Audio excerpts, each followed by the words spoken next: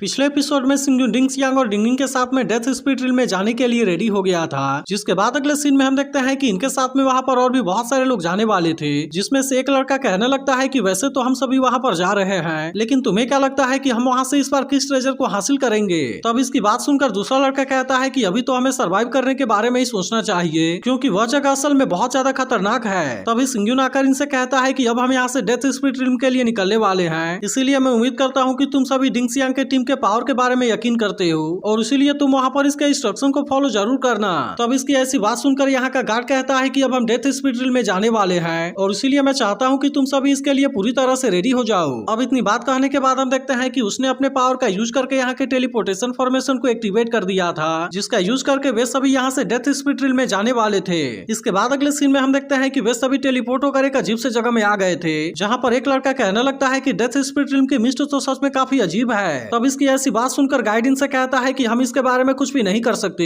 इसीलिए हम यहाँ पर मैक्सिमम 3 दिन के लिए सरवाइव कर पाएंगे, नहीं तो अगर हमने इससे ज्यादा टाइम के लिए रुकने का कोशिश किया तो ये मिस्ट हमारे ऊपर अटैक करके हमें मार देंगे। जिसके बाद हम देखते हैं कि इसके बारे में जानकर एक लड़का इस बात से काफी परेशान होने लगा था और फिर वो कहने लगता है कि क्या हम 3 दिन में यहाँ से ट्रेजर को हासिल करने में कामयाब हो पाएंगे। जिस पर वो गाइड उसे बताता है कि यह डेथ स्पिरिट रिल्म बहुत ही बड़ा है, इसीलिए अभी तो केवल स्कल माउंटेन के व्हाइट बोन केव में पहुंचने में ही 3 दिन लग जाएंगे। जिसके बाद हम देखते हैं कि इसके बारे में जानकर वे सभी काफी परेशान होने लगे थे और फिर वे गाइड से पूछते हैं कि अगर ऐसी बात है तो हमें यहाँ पर क्या करना चाहिए। तभी सिंगजू से कहता है कि हम यहाँ पर फॉर्मेशन को क्रिएट करेंगे और इसके बाद हम देखते हैं कि उसने सभी के हाथों में प्लेट दे दिया था और फिर इनसे कहता है कि हम इस ब्लेजिंग सन फॉर्मेशन का यूज करके यहाँ पर और भी ज्यादा टाइम के लिए रह पाएंगे। जिसके बाद हम देखते हैं कि इसके बारे में सुनकर डिंगसियांग भी इस बात से काफी खुश हो गई थी और फिर वो सिंगजू से कहती है कि इसमें हैरानी की कोई बात नहीं है कि यहाँ पर आने के लिए आपके पास में साहस है। तभी इसी वक्त हम देखते हैं कि सिंगजू ने उसे और डिंगनिंग को कोई पावर वाला चीज दे दिया था, जिसे देखते ही डिंगसियांग उससे पूछती है कि यह किस लिए है। तो अब इस पर सिंगजू से कहता है कि अगर तुम्हारा किसी पावरफुल एनिमी के साथ में सामना हो जाए तो वहां पर तुम तुरंत इस फॉर्मेशन प्लेट को एक्टिवेट कर सकती हो, जो कि सन शील्ड में चेंज होकर तुम्हें डैमेज से बचा लेगा। इसी के साथ वो कहता है कि मैंने डिंगनिंग को जो स्कार्फ दिया है वो ब्लेजिंग सन फॉर्मेशन के पावर का यूज करके एनिमी को बहुत ही आसानी से मार सकता है और अगर इसके सामने कोई मार्शल एम्परर भी आ जाए तो वो इसके पावर को नहीं रोक सकता।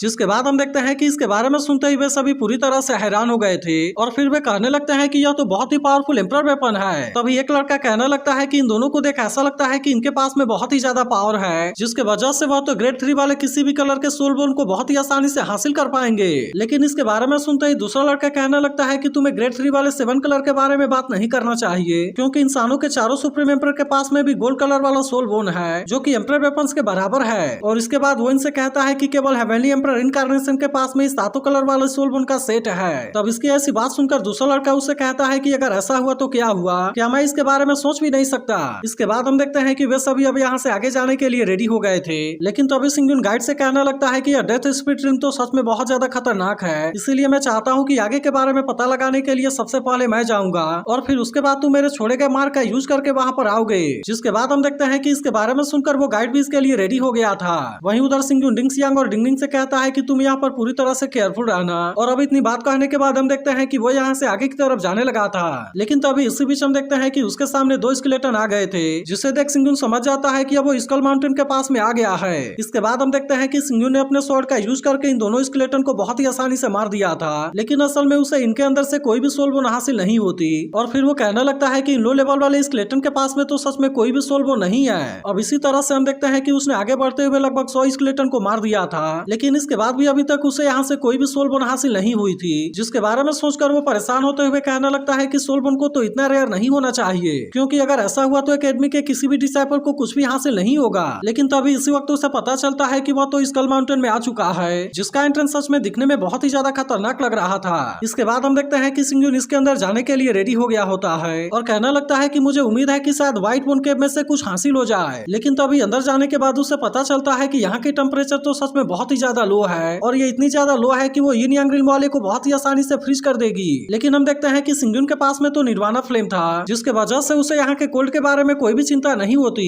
इसके बाद हम देखते हैं कि सिंगजू मैप को फॉलो करते हुए यहाँ से आगे की तरफ जाने लगा था, लेकिन तभी अचानक से उसके सामने फिर से एक स्केलेटन आ जाता है और उसे देख ऐसा लग रहा था कि वह बहुत ज्यादा पावरफुल है। तब इसे देखते ही सिंगजू अपने स्वॉर्ड पावर का यूज करके इसके ऊपर अटैक करने की कोशिश करता है, लेकिन हम देखते हैं कि उस स्केलेटन ने इसके अटैक को बहुत ही आसानी से रोक लिया था। इसीलिए सिंगजू हैरान होता है कि उसका स्वॉर्ड तो केवल स्क्रैच बनाने के अलावा ज्यादा कुछ नहीं कर पाया। लेकिन इसके बाद हम देखते हैं कि वो फिर से इसके साथ फाइट करने के लिए रेडी हो जाता है और अब इस तरह से उसने इसे बहुत ही आसानी से मार गिराया था, क्योंकि वैसे भी उस स्केलेटन के पास में कोई भी बैटल एक्सपीरियंस नहीं होती। लेकिन इसके बाद भी हम देखते हैं कि सिंगुन को यहाँ से कोई भी ट्रेजर हासिल नहीं हुई थी और इसीलिए वो डिसाइड करता है कि अगर वो यहाँ पर आया है तो यहाँ से कुछ न कुछ वापस लेकर जरूर जाएगा। इसके बाद हम देखते हैं कि वह फिर से आगे बढ़ते हुए यहाँ के किसी दूसरे जगह में आ गया था, लेकिन तभी अचानक से उसे यहाँ पर कोई स्ट्रॉन्ग प्रेशर फील होने लगती है और इसीलिए वो समझ जाता है कि यहाँ पर उसके लिए कोई ना कोई खतरा जरूर है। लेकिन इसके बाद भी हम देखते हैं कि वो इसका सामना करने के लिए पूरी तरह से रेडी था, क्योंकि अगर उसने ऐसा नहीं किया तो शायद वो यहाँ से किसी ट्रेजर को हासिल नहीं कर पाएगा।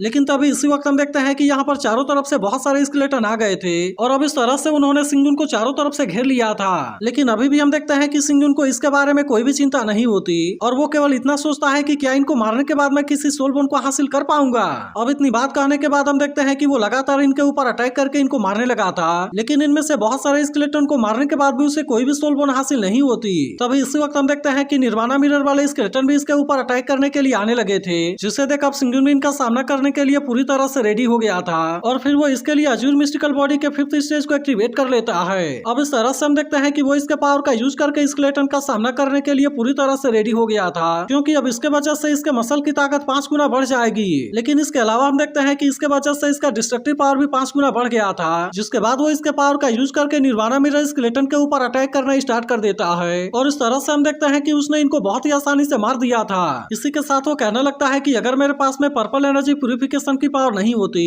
तब तो मैं कभी भी इतने आसानी से निर्वाणा मिरर स्केलेटन का सामना नहीं कर पाता। लेकिन अभी भी हम देखते हैं कि यहाँ पर कुछ स्केलेटन बचे हुए थे, इसीलिए सिंगुन तुरंत इनके ऊपर अटैक करना भी स्टार्ट कर देता है और अब इस तरह से इन्होंने इन सभी को भी बहुत ही आसानी से मार दिया था। इसके बाद वो कहने लगता है कि मैंने तो यहाँ पर इतने सारे स्केलेटन को मार दिया और अब इसीलिए ऐसा लगता है कि सोल बोन के अपीयर होने का टाइम आ गया है। जिसके बाद हम देखते हैं कि इसके सामने सच में एक सोल बोन आ गया था, जिसे लेते हुए सिंगुन कहने लगता है कि मैंने तो इसके बारे में कभी नहीं सोचा था, लेकिन यह तो असल में ग्रेड 3 वाला ग्रीन सोल बोन है। लेकिन तभी इसी वक्त हम देखते हैं कि उसे अपने सामने कोई फॉर्मेशन वाली चीज दिखाई देती है, जिसे देखो कहने लगता है कि यह तो किसी तरह का सीक्रेट फॉर्मेशन है। इसीलिए वह हैरान होता है कि अकेले तो कोई इतने सारे सोल बोन को हासिल नहीं कर पाएगा, नहीं तो सुप्रीम एम्पर के पास में केवल गोल्ड सोल बोन कैसे होते। अब इसके बारे में सोचकर वो कहने लगता है कि मैंने तो अभी केवल एक ही सोल बोन को हासिल किया है और फिर उसके तुरंत बाद मुझे यहाँ पर कोई सीक्रेट फॉर्मेशन मिल गया, इसीलिए कहीं ऐसा तो नहीं कि इन दोनों चीजों के बारे में कोई कनेक्शन है। इसके बाद हम देखते हैं कि सिंगुन अब इसके अंदर जाने के लिए रेडी हो गया होता है, ताकि इस तरह से वो यहाँ के सीक्रेट के बारे में जान सके।